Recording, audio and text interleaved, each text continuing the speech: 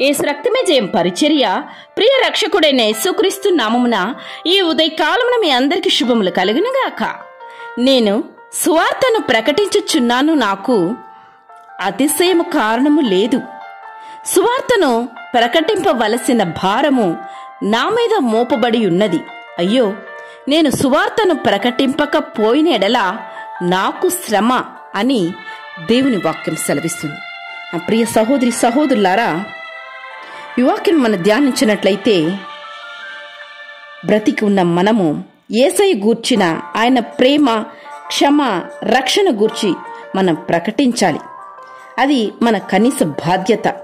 కనీసం మన బంధువులకైనా, మన ఇరుగు పొరుగు వారికైనా దేవుని ఎరుగని వారికి ఆయన ప్రేమను రుచి చూపించాలి. ఏ ఒక్కరు కూడా దేవుని ఎరుగక మరణించకూడదు. అలా మరణించిన వారు నరకంలో చేర్చబడతారు. నరకంలో అగ్ని ఆరదు, పురుగు చావదు.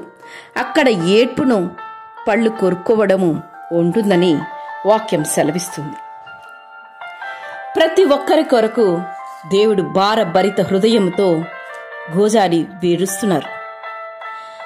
ప్రతి మనిషిని దేవుడు తన స్వరూపములో సృష్టించుకున్నాడు తన కొరకై. ప్రతి మనిషిని దేవుడు తన రక్తమిచ్చి క్రియధనంగా కొనుక్కున్నాడు. ఏ ఒక్కరు కూడా నరకానికి పాత్రులుగా కాకూడదని ఆయన ఆశిస్తున్నారు. అలాంటప్పుడు ఆయన ప్రేమను ఇతరులకు మనం పంచిపట్టాలి. దేవుడు మనల్ని ఎంతో ప్రేమించాడు కనుక మనకు అసలు నరక శిక్షే లేకుండా చేయాలని తానే నరునిగా ఈ భూమి మీదకి దిగి వచ్చి మన స్థానంలో నిలిచి మనకు రావాల్సిన శిక్ష అంతటిని భరించిన ఏకైక దేవుడు ఆయన. ఇది ఎంత గొప్ప ప్రేమ! అంత గొప్ప దేవుని మనము విశ్వసిస్తున్నాం. దేవుని గొప్ప త్యాగాన్ని మనము అంగీకరించి ఆయన ప్రేమను విశ్వసిస్తే నరక శిక్ష నుండి తప్పింపబడతాం. పరలోక రాజ్యాన్ని స్వతంత్రించుకుంటాం. ఒకవేళ దేవుని ప్రేమను నిర్లక్ష్యం చేసి పాపములోనే మనము జీవిస్తున్నట్లయితే ఇంత గొప్ప రక్షణ మనం నిర్లక్ష్యము చేసిన ఎడల ఎలాగ తప్పించుకొందుమని వాక్యం సెలవిస్తుంది. కనుక ఈ రక్షణను మనము చేజార్చి విడవకూడదు. దేవుని రుచి చూచిన మనము నశించిపోతున్న బిడల కొరకు, నశించిపోతున్న ఆత్మల కొరకు భారభరిత హృదయముతో వారి కొరకు ప్రార్థించాలి.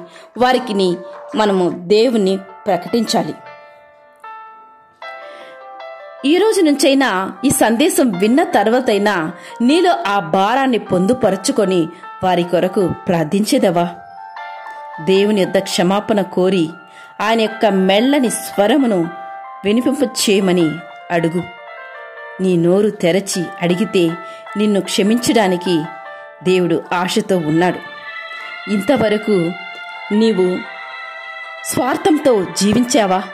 నీ కొరకు, నీ బిడల కొరకు, నీ కుటుంబం వరకు బాగుంటే చాలు, వారి వరకు పరలోకం చేర్చబడితే చాలు అని ఆశించి ప్రార్థించావా?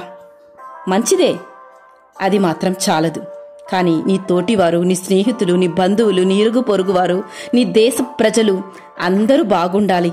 అందరూ దేవుని రాజ్యాన్ని స్వతంత్రించుకోవాలి. ఏ ఒక్కరు నరక పాత్రులుగా మార్చబడకూడదు అని నీవు కోరుకొని భార హృదయముతో వారికి నీ దేవుని యొక్క ప్రేమను పంచిపెడుతూ నీ వల్ల అయినంత దేవుని యొక్క ఆనందాన్ని వారికి నీవు ఇస్తూ వారి కొరకు ప్రార్థించాలి.